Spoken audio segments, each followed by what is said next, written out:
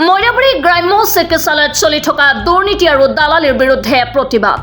আমছুৰ নেতৃত্বত বিভিন্ন দল সংগঠনৰ সহযোগত ৰূপায়ণ কৰা হয় এই প্ৰতিবাদী কাৰ্যসূচী।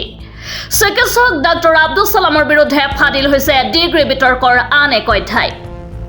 মইনাবাৰী গ্ৰাম্য চিকিৎসালয়ৰ দুৰ্নীতিৰ বাতৰি সম্প্ৰচাৰ হোৱাৰ পাছতে আমছুৰ নেতৃত্বত বিভিন্ন দল সংগঠনৰ সহযোগত প্ৰতিবাদ কাৰ্যসূচী ৰূপায়ণ কৰা হৈছিল।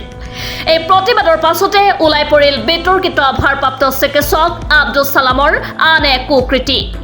ভাৰপ্ৰাপ্ত চিকিৎসক আব্দুল ছালামে ৰোগীক দিয়া প্ৰেছক্ৰিপশ্যনত তেখেতৰ ডিগ্ৰী MBBS DMH লিখা আছে যদিও তেখেতৰ চৰকাৰী আৱাসত ডাঙৰ চাইনবোৰ্ডত স্ত্ৰী আৰু প্ৰসূতি বিশেষজ্ঞ চিকিৎসক বুলি ৰাইজক চিকিৎসা আগবঢ়াই আহিছিল যদিও আমছুৰ প্ৰতিবাদৰ পাছতে চাইনবোৰ্ড খুলি চৰকাৰী আৱাসৰ চিৰিৰ তলত লুকুৱাই ৰাখিছে।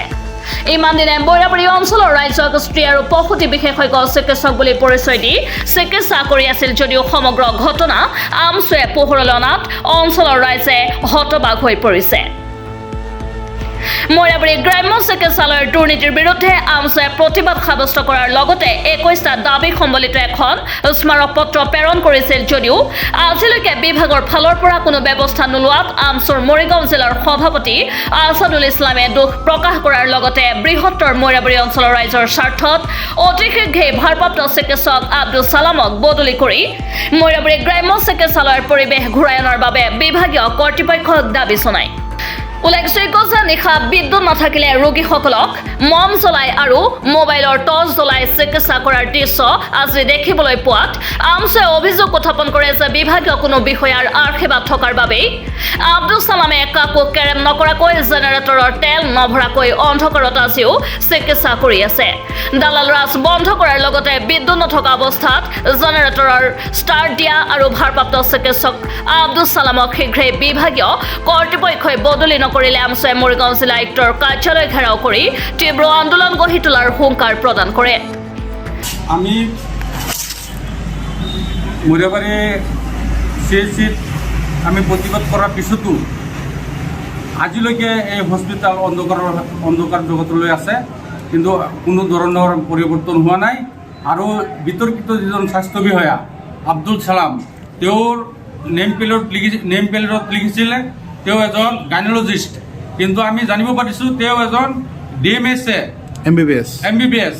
তেওঁৰ কোনো গাইনলজিষ্ট কোনো হেৰি নাই, কিন্তু কি কাৰণে তেওঁৰ নেম প্লেটত গাইনলজিষ্ট লিখি ভুৱাকৈ চিকিৎসা সেৱা চলাই আছিলে, ৰাইজৰ আগত তেওঁ গাইনলজিষ্ট বুলি পৰিচিত দিছে। এই বিষয়ে প্ৰতিবাদ কৰাৰ পিছত তেওঁৰ নিজৰ ফলকটো লুকাইছে বুলি আমি জানিব পাৰিছোঁ। এই সন্দৰ্ভত বিভাগীয় ফালৰ পৰা উচিত তদন্ত বিচাৰিছোঁ আৰু কি কাৰণত তেওঁ গাইনলজিষ্ট লিখিছে সেইটো বিভাগীয় ফালৰ পৰা উচিত তদন্ত হোৱাটো আমি বিচাৰিছোঁ। তেওঁৰ লগত গড়মূৰীয়াসকল কি জড়িত হৈ আছে নেকি, নহ'লে আজিলৈকে তেওঁৰ কিবা ব্যৱস্থা কিয় হোৱা নাই এই বিষয়ে আমি উচিত তদন্ত বিচাৰিছোঁ। আৰু আজিলৈকে কিয় বিভাগীয় ফালৰ পৰা কিয় তদন্ত হোৱা নাই, ইয়াৰ আঁৰত কি ৰহস্য লুকাই আছে সেইটো আমি জানিব বিচাৰি আছোঁ। আৰু এইটো যদি উচিত তদন্ত নহয় পৰৱৰ্তী কালত আমি গণতান্ত্ৰিক আন্দোলন গঢ়ি তুলিম। দুৰ্নীতি সংবাদ মাধ্যমৰ জৰিয়তে আমাৰ দৃষ্টিগোচৰ হৈছিলে, সেই মৰ্মে আমি আমছুৱে 2 ঘণ্টীয়া অৱস্থান ধৰ্মঘট কাৰ্যসূচী হাতত লৈছিলোঁ, কিন্তু আজিলৈকে বিভাগীয় ফালৰ পৰা আমি যি দাবী উত্থাপন কৰিছিলোঁ সেই দাবীখিনি আজিলৈকে আমি সুচাৰুৰূপে ৰূপায়ণ হোৱা দেখা নাই। তাৰ কাৰণে আমাৰ মনত খুবেই দুখ লাগিছে, কিন্তু আমাৰ যিবিলাক দাবী আছিল আমাৰ ন্যায্য দাবী, কাৰণ মইনাবাৰী হস্পিটেলত বিগত বহুত দিন ধৰি বহু ধৰণৰ দুৰ্নীতি, ইয়াৰ দুৰ্নীতিৰ কথা কৈ শেষ কৰিব নোৱাৰিম। কিন্তু আৰু এটা দুৰ্ভাগ্যজনক কথা হ'ল আজি মইনাবাৰী হস্পিটেলৰ যিজন ইনচাৰ্জ আব্দুল ছালাম ডাঙৰীয়া, তেখেতে মইনাবাৰী সকলো ৰাইজে জানে তেখেত এজন স্ত্ৰীৰোগ বিশেষজ্ঞ, আৰু তেওঁৰ যিটো ৰেচিডেণ্টেল হোম তাৰ সন্মুখতো তেওঁ স্ত্ৰীৰোগ বিশেষজ্ঞ বুলি ফলক লিখা আছিলে, সকলো ৰাইজে দেখিছে। কিন্তু আজি আমাৰ হাতত এটা হেৰি আহি তেওঁৰ প্ৰেছক্ৰিপশ্যন এটা আহি হাতত পৰিল, যিটোত তেওঁৰ লিখা আছে তেওঁ MBBS বুলি আৰু কিবা এটা DMS ডিপ্ল'মাধাৰী ব্যক্তি। গতিকে ইমান ডাঙৰ এটা ৰহস্য, এজন ডক্টৰৰ ডিগ্ৰীৰ ক্ষেত্ৰত ইমান মানে এটা মই হেৰি কৈছো, ডক্টৰৰ ডিগ্ৰীৰ ক্ষেত্ৰত ইমান এটা ভয়ংকৰ ষড়যন্ত্ৰ লুকাই আছে। আজি তেওঁৰ ডিগ্ৰীটো তেওঁ ফলকত লিখা এটা, কিন্তু তেওঁ যিটো প্ৰেছক্ৰিপশ্যন লিখিছে তাত তেওঁ MBBS বা কিবা এটা ডিপ্ল'মাধাৰী ব্যক্তি। আল্লাহ আৰু আমাৰ হুজুৰ সাল্লাল্লাহু আলাইহি ওয়াসাল্লামৰ পিছত যদি কাৰোবাক বিশ্বাস কৰে সেইটো ডক্টৰক বিশ্বাস কৰে মানুহে। গতিকে আজি ডক্টৰৰ ডিগ্ৰীৰ ক্ষেত্ৰত ইমান এটা ভয়ংকৰ ষড়যন্ত্ৰ লুকাই আছে। আৰু যিজন আব্দুল ছালাম তেওঁ এজন দেখাত ধাৰ্মিক ব্যক্তি, তেওঁৰ যি কৰ্মকাণ্ড সম্পূৰ্ণ অধাৰ্মিক। সকলো বস্তু পুংখানুপুংখভাৱে আইনৰ আওতাত আহিব লাগে। তেওঁৰ বিগত দিনত মুৰাবাৰী হস্পিটেলত যিমান দুৰ্নীতি কৰি আছে সকলো বস্তু উৎখাত হ'ব লাগে। তেওঁৰ ডিগ্ৰীৰ ক্ষেত্ৰতে যেতিয়া ইমান দুৰ্নীতি, তেওঁৰ প্ৰেছক্ৰিপশ্যনত লিখে এটা, তেওঁৰ ফলকত লিখে এটা। আজি আমি আমচুৱে প্ৰতিবাদ কৰাৰ পিছত তেওঁৰ যিটো ফলক লিখা, তেওঁৰ যিটো থকা ৰেচিডেণ্ট হোম আছিল তাৰ পৰা তেওঁৰ ফলকটো পৰ্যন্ত লুকাবলগীয়া হৈছে। সেইটো আমি ইতিমধ্যে আমাৰ দৃষ্টিগোচৰ হৈছে। গতিকে আমি বিভাগীয় কৰ্তৃপক্ষক দাবী জনাইছো যে আব্দুল ছালামক আইনৰ আওতাত আনিব লাগে, তেওঁৰ উচিত বিহিত ব্যৱস্থা গ্ৰহণ কৰিব লাগে। দৰকাৰ হ'লে তেওঁক চাকৰিৰ পৰা বৰখাস্ত কৰি মানে তেওঁক এৰেষ্ট কৰাৰ আমি আমচুৱে দাবী জনাইছো। ইতিমধ্যে আমি আমচুৱে এই বস্তুটো প্ৰতিবাদ আকাৰে বা সংবাদ মাধ্যমৰ জৰিয়তে আমি ঊৰ্ধ্বতম কৰ্তৃপক্ষক জনাইছো, কিন্তু ঊৰ্ধ্বতম কৰ্তৃপক্ষৰো যেন গান নলৰা হৈছে মুৰাবাৰী হস্পিটেলৰ ক্ষেত্ৰত।